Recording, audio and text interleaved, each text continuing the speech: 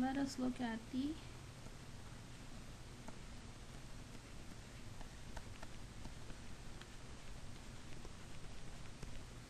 dot product. Okay, so if I have a vector u and a vector v, then u dot v,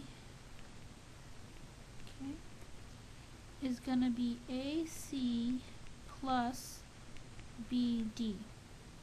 Now note that this, the answer or the result of a dot product, is a number. Okay, it is not a vector. Okay, so the answer to a dot product or the resultant is a number. So let's do an example. Let's say u is 2, 3 and v is 5, 4. Then what is u dot v? Okay, we'll just apply this formula right here. That's a times c, 2 times 5 plus 3 times 4. So 2 times 5 is 10, 3 times 4, 12, so the result is 22. Okay, that is the dot product of these two vectors. Okay.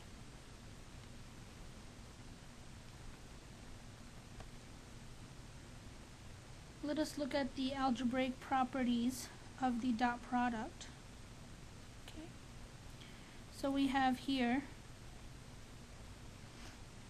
suppose u and v and w are vectors, t is a real number. Then you have commutativity, which means u dot v is the same as v dot u. The distributive property also applies, so u dot v plus w is the same as u dot v and u dot w, so I can distribute that vector to the inside. T times u dot v is the same as u dot tv, or t times u dot v. Okay, so if I have a scalar, I can also move that around. And u dot u is the magnitude of u squared. Okay, this is a very important one, that when you have a vector dot product with itself, then you get the magnitude squared. Okay.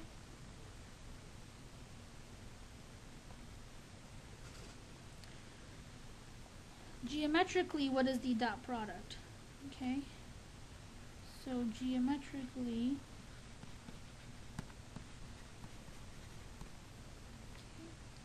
the dot product u dot v is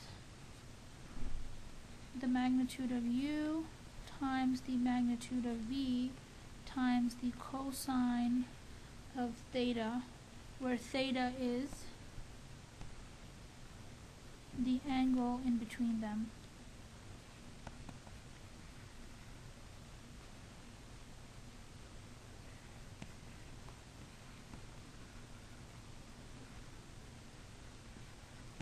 Okay, so theta is the angle between u and v. Okay. So let's do an example. So let me just write that again real quick. U dot v is u magnitude of v times cosine of theta. Okay. So if I want to find theta between vectors u, and endpoint of u is 1, 2, and v, where v is 3, 1. Okay, so let me just take a minute and draw that. 1, 2, 3, 1, 2, 3. So u is here, and v is here. And I want to find theta. Okay, theta is the angle between those two vectors. Okay, it is just that angle right there. Okay. So using this formula here, we can solve for cosine of theta. So cosine of theta equals u dot v divided by the magnitude of u and the magnitude of v. Okay? We know how to do u dot v. Remember, it's AC plus BD. So you take the first coordinates, multiply them together, plus the second coordinates, you multiply them together, and I get 3 plus 2, which is 5. Okay? So the top part of this fraction is 5. Okay? How about the bottom part? Well, what's the magnitude of u? Remember, it's the square root of the first thing squared, first coordinate squared plus second coordinate squared. Let's go back to our notes, and we can see that here, right? That u is square root of a squared plus b squared. Okay? So I have 1 squared plus 2 squared, which give me square root of 1 plus 4, which is root 5. And the magnitude of v, square root of 3 squared plus 1 squared, and that's coming from here. Okay? So that is the square root of 9 plus 1, which is 10. So that goes on the bottom. Root 5 and root 10. Okay? And then we don't like to leave these in the square roots in the denominator, so we can simplify this. So this is 5. Now watch this. I have 5, and 10 is 5 times 2, right? So I can split that up as 5 root 5 times root 2. Square root of 5 times square root of 5 is just 5. Right? Root 5 times root 5 is 5. And then I have root 2. The 5 and the 5 cancel each other out. So I have 1 over square root of 2.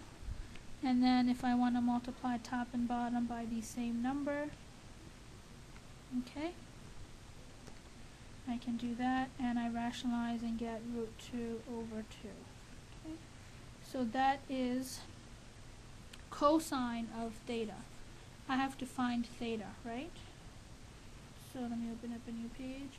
So if cosine theta is root 2 over 2, then theta is cosine inverse of root 2 over 2.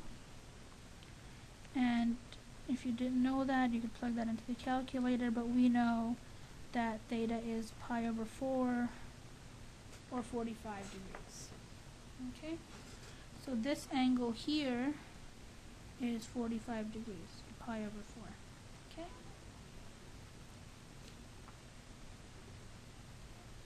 So that is pretty much all of vectors. If you want to see a proof of this, there's a very nice proof of this in your book, where the author, Mr. Axler, simplifies this, and then he simplifies this, and then he equates them equal to each other, and you can see that proof in the book. Okay? So now, I encourage you to go through the book and work on some practice problems. Feel free to see me after class if you have any questions. Okay?